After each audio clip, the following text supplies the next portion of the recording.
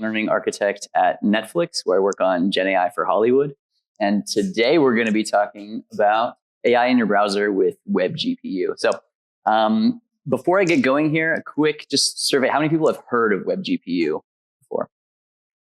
Okay, just a few. Great. Well, I hope you kind of walk away from this talk today really excited and inspired about what can happen here and what's possible to do with just web tech.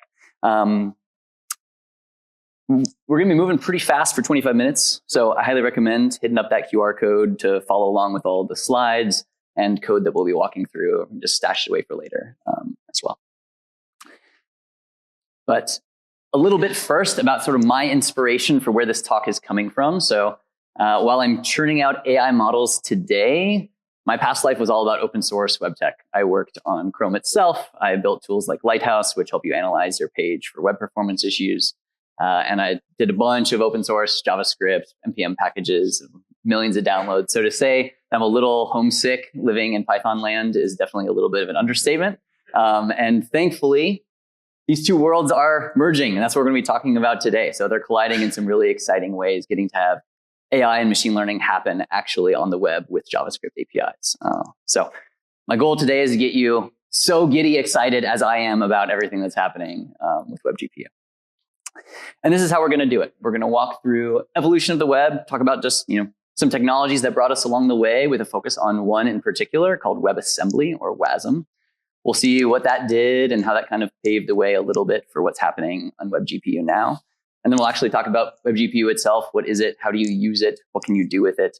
And we'll make that a little concrete with a real example, walking through different pieces to assemble a video captioning app.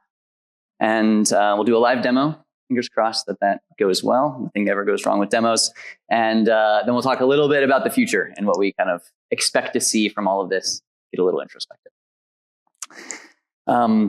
Quick note though, first, before we do all of this stuff, I know Commit Your Code is a very beautifully diverse group of people with different experiences. So it is inevitable for some people, I'm going to be telling you things you already know. And for some people, I'm going to be using words and assuming knowledge that you have no idea what that is. So if that second group is you, don't be disappointed, be super excited. I'm thrilled when I come across words that I have no idea what they are in a talk. Opportunity to learn. This QR code's for you. There's like a jargon buster list at the end of this link. So if anything is confusing or you don't know what any of these terms are and I'm using them, feel free to hit up that long list of links that kind of explain what all this stuff is. So with that out of the way, hope you get to impress someone with your knowledge later that you pick up. Let's get into how we got here. So it's going to take us a while because we're starting all the way back in 1989 with HTML. We didn't even have JavaScript or interactivity or styles yet. A few years go by, the web's getting a little more capable. We can actually like click buttons and do things a little more interesting. It's not just documents. And then we enter what I call the dark ages. I'm not naming any names or pointing any fingers, but not a lot of APIs that were written during this time period you might be remembering or using today. And then we hit the golden era, right, where we had pretty much everything you're probably still using with Node.js and React and web fonts and Angular. We're going to talk one kind of at the tail end of the golden era in particular called WebAssembly. And this really kind of paved the way for what we're going to be talking about with WebGPU. So what is WebAssembly? WebAssembly was a new technology on the web that let you compile traditionally compiled languages for desktop into a target to actually run in the browser. So apps that are written in C, C++, Rust, Go, instead of compiling them for a local desktop, you would compile them for the web. And this is what it kind of looks like. You would have your regular statically compiled code. And instead of using Clang or GCC, you would use mscripten, which basically takes your input language and converts it to a WASM file and some helper HTML and JavaScript. And it looked something like this. Kind of horrifying 2,000 lines of 114 kilobytes of code to print hello web to the console. So it's very powerful, but it's also a lot. So you got to have some really good reasons for using it. And thankfully, there were some really awesome reasons. Adobe was able to port Photoshop to the web, millions of lines of C, C++ to run in the browser, and became kind of a cornerstone of their cloud effort. Because of WebAssembly, you can ask Claude Code today to get a fully featured video editor in about an hour using FFmpeg. So plenty of amazing things you can do because anything that was targeting the desktop could now actually run entirely in the browser.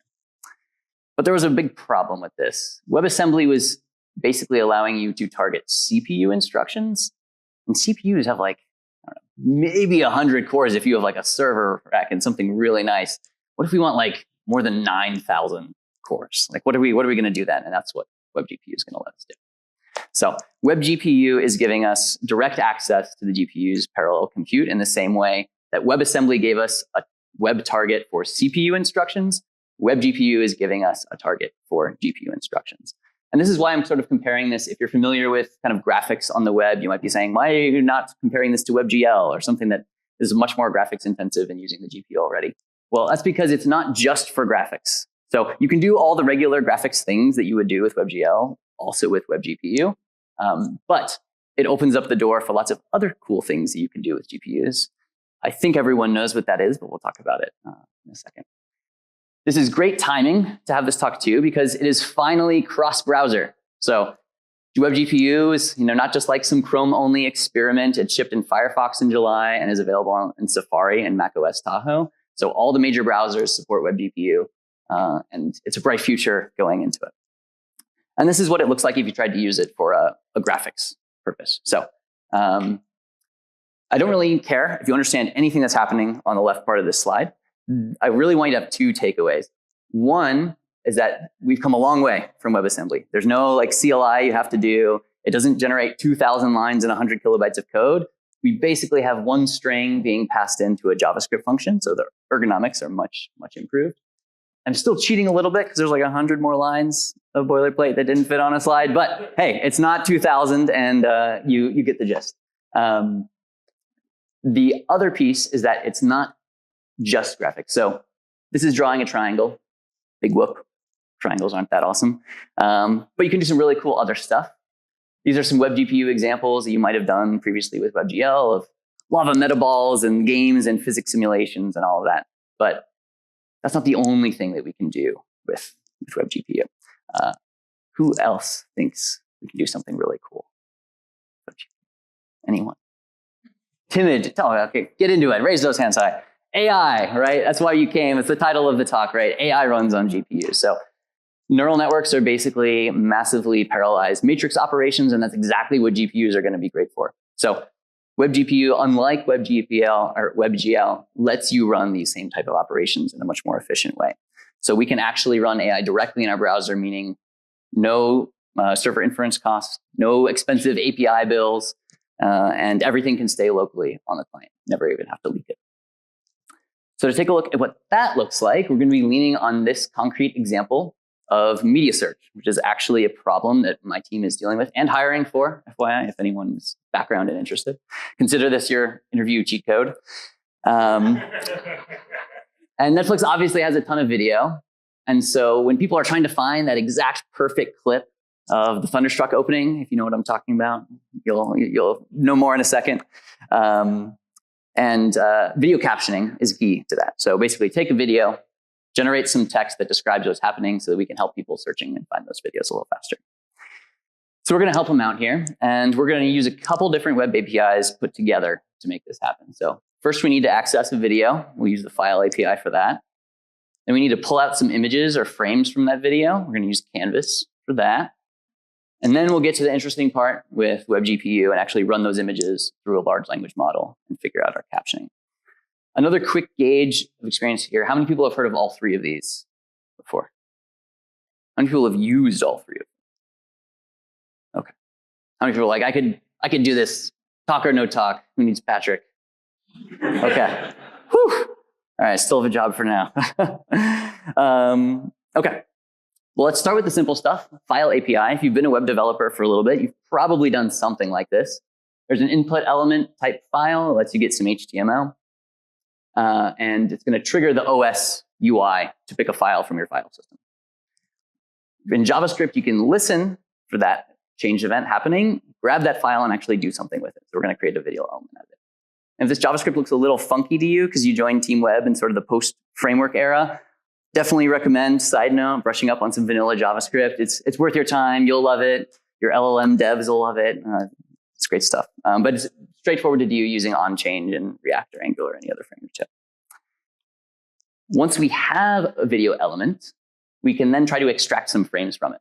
So we're going to do that using the Canvas API. So we can create a Canvas element, do some context, set some height. But the part I want you to focus on is right here, where we're taking the video, we're setting the time to a particular point in that video, we're drawing that video to the canvas, and then we're pulling out an image from it. So we're going to grab 3, the beginning, the middle, and the end as like a good starting point to figure out what's going on in our video. And then we're going to have a little Pythonic diversion here. So how many people have done like back-end development in this Gen AI era for running LLMs and models? Okay, good, like half. How many of those people have used transformers? Okay, like another half. Okay. Well, we're going to stand on the shoulders of giants here because Hugging Face is sort of open source AI native company that's been pushing a lot of the model hubs and a great place to go for learning resources and all kinds of machine learning topics. And they have built a library called Transformers, which reduces a lot of the complexity of working with any of these AI models down to like 12 lines. So this entire thing is basically gives you a little mini chatbot, right? Where we're going to reference a model that exists on Hugging Face. We're just going to say model equals from pre-trained and give our label. We're going to get some message of text that we want to tokenize. We're going to convert those to tokens and hand those to the model and ask for the next response. And that's it. And if you have ever tried to do this from scratch, it is an amazing amount of complexity that is hiding and giving you a lot of power to do. Lucky for us, there's a JavaScript version called Transformers.js that looks shockingly similar. So we're going to import the Hugging Face Transformers library. We're going to have a pipeline that references a model that exists on Hugging Face. Important, we're going to say the device is going to be WebGPU, and then we're going to give it some text. We even get to skip the tokenizing step. We got lucky again. It's even easier than the Python version, simplifying it further. We still have a problem here. This is just text, and we wanted to deal with some images. So we're going to need something a little better than a large language model. We need a vision language model. So a vision language model is a large language model that's been trained with both images and text, so you can work with both at the same time. Not all open weight models that are available on Hugging Face are as powerful as the frontier models that you experience in ChatGPT and Claude and things like that. So it's an important distinction that we need to be sure whatever we're grabbing actually gives us this capability. And lucky again, guys, we're getting so lucky. It's almost like I planned to have this talk at this time. Over the summer, Apple released a new paper called FastVLM, which was a new vision language model that's 10 times faster than the previous state of the art. So fast it can run on an iPhone in a fairly reasonable amount of time. So this is going to be perfect for our web use case where we want small, fast models that can give us a response in a reasonable amount of time. To give you an idea of how important this is, how many people have tried to run like Ollama locally or run an LLM on their own device? All right. Did it kind of generate tokens like this? Yeah, pretty painful, pretty slow. So we're not going to have that problem. And thankfully, it's pretty easy to swap in and out. We're like, I don't know, quintuple lucky, septuple lucky. I don't know how many times it's going great for us. Instead of generating text, we're going to go image to text, and we're going to change our reference to reference Apple's FastVLM, and then we're going to pass in our image element and a prompt for what's going on. And that's going to be it. Or is it? One more wrinkle. That's just an image. I thought we had a video. How are we going to get the video? I dropped a hint earlier in the slides for how we're going to do this. I'm sorry? Yeah, and what are we going to do with them? Process them one by one? We could, and then maybe like combine the caption later. That's definitely one approach. We're going to do something different. We're going to do a film strip. We're going to combine all 3 images in a row and pass that to the VLM all at once and say what's going on in this video. There's actually plenty of discussion about which approach is better. So it's completely valid to say I'm going to send all of them individually and then try and synthesize a caption from what's going on in each individual frames. We don't have time to dive into the deep details of the absolute best video captioner, but we're going to give this a shot with our beloved Dallas Cowboys cheerleaders from America's Sweethearts on Netflix. If you haven't seen it, it's amazing. If you love football, I swear it's the new Hard Knocks. If you hate football, they're still amazing athletes and people, so check it out. And we're going to try a live demo. So let's cross our fingers and hope it works. I sacrificed 2 rubber ducks to the demo gods this morning. So we're all right. Okay, so we're going to drag in our video, extract our frames, processing. Hey, okay. Slightly slower than I wanted, but cheerleaders perform an energetic routine with their arms raised high as they jump off the ground. So we got some motion showcasing their agility and teamwork. Audience watches intently from the stands. We got a caption, everyone. All right. Amazing. Woo. Thank you. Yeah, let's get some energy. Magic indeed. All right. So, future is even brighter. You might be thinking, well, Patrick, that's great, but like my customers don't have GPUs. What are you talking about? This is useless for me. Well, I have good news for you because WebNN is on the horizon. Yet another API for you to learn and another talk in 2 years when it becomes cross-browser. So WebNN stands for the Web Neural Network API. It's already available in Chrome and Edge, and this is going to let you leverage any hardware acceleration to run these models. Not just GPUs, but NPUs, neural processing units, and falling back to CPU where necessary. What this concretely means for you is all the like marketing fluff AI PC is actually going to become really useful for making web apps because you'll actually get to tap into the NPU and run models on some specific hardware designed to run those models. It is experimental, so you got to do a little tinkering to get it to work. You got to go to Chrome flags and search for WebNN and just like enable everything you see. But it's been working pretty great for me, pretty stable.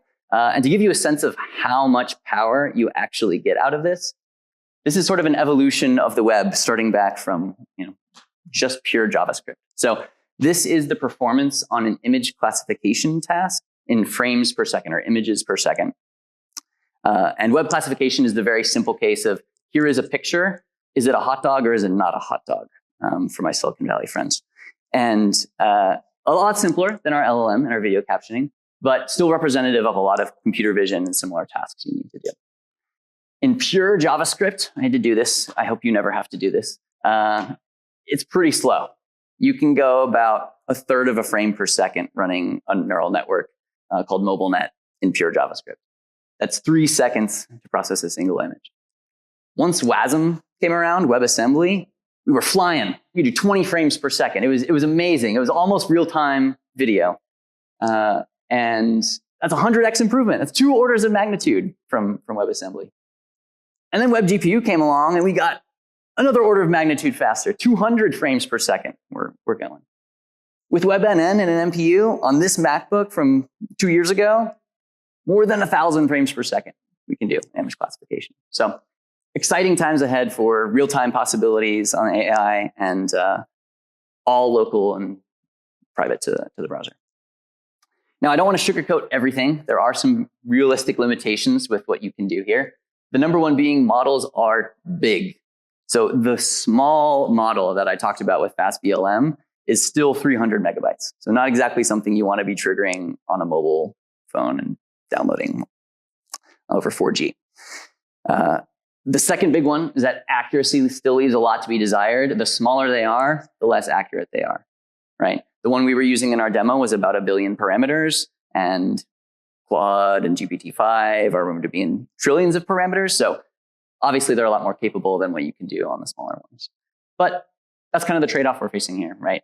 If you have some use cases that are, which the vast majority of them are, if you use Claude Code, 90% of the queries answered by Claude Code are actually delegated to their smallest model. So there are plenty of tasks that you use in this context that can still be successfully answered by smaller models. And if you choose that path, you get all web, no API bill, privacy preserving, all staying local on the browser, which is a pretty great one. So my takeaways and predictions for you are, number one, AI is coming to every web application, not as some expensive add-on, but as some core capability. One of the most exciting things I think that's happened with LLMs is that we get this sort of common sense primitive for programming that we've really lacked to do all kinds of fuzzy UI improvements. The next prediction I have for you, privacy preserving AI. So when it's actually feasible to write apps that run AI client side, I think we're going to see a more proliferation and actual emphasis on some of these use cases that it's really important to preserve the user's privacy and not keep a giant log of all of their chats. And my third prediction is that we might see actual democratization of some of these AI capabilities, not just well-funded VC companies who are throwing away lots of money on GPUs for bad unit economics, but any hobby app can take advantage of some of these things for free and on the web. And my fourth and final prediction is that you guys go build something awesome. So there is, I was told to plug this. There is on the section of the Commit Your Code website, there is a spot for feedback and getting the slides and viewing the recording after. If everyone could take out their phones and give me their honest rating of whatever that is, I would greatly appreciate it. I'm sure Commit Your Code organizers would too. And then we do have 3.5 minutes for questions. Anyone has questions? Yeah.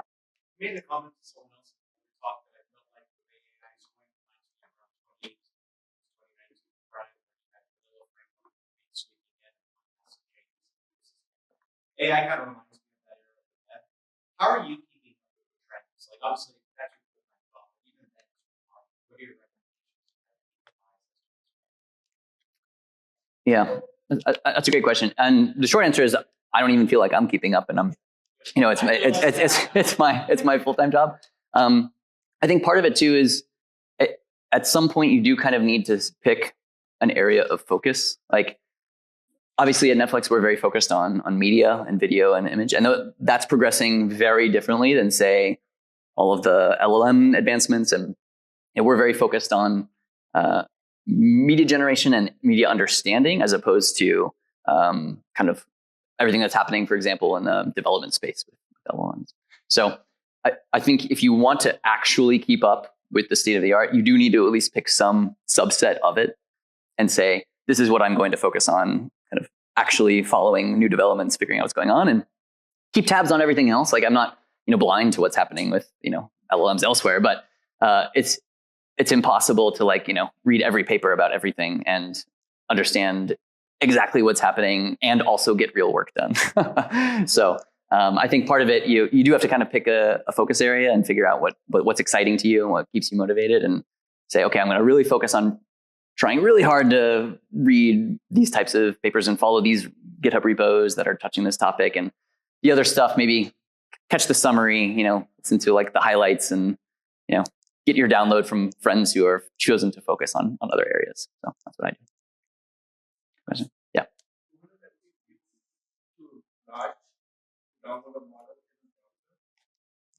How can you optimize for maybe it's going to take first time it's going to take too long to download, but how are you faster? Oh, well, so it's stored in the browser cache. So it's only downloaded the first time. Like I actually did this. I could have done this demo with Wi-Fi off. I don't remember if I turned my Wi-Fi off or not, but once it's downloaded, it's stored in the browser cache, and you don't actually need to download it again. And the browser cache is fairly durable until the user explicitly clears it, and so then they're going to have to go download it again. I'll also say large language models are pretty much the worst offender here. There are plenty of other kind of computer vision smaller models that are a little more reasonable in terms of size, that aren't so painful to incur that cost. But my kind of long-term prediction is this is more used for intranet apps first, right? Internal, where you're expected to sort of have a fast connection to whoever's hosting this. Maybe it's even local hosts, but it's just a local app kind of running on each business machine, and then eventually make its way to more kind of consumer-friendly applications and a warning hey, you're about to download, use 1 gigabyte of your data plan for the month. Are you sure you want to do this? That sort of thing. Yeah.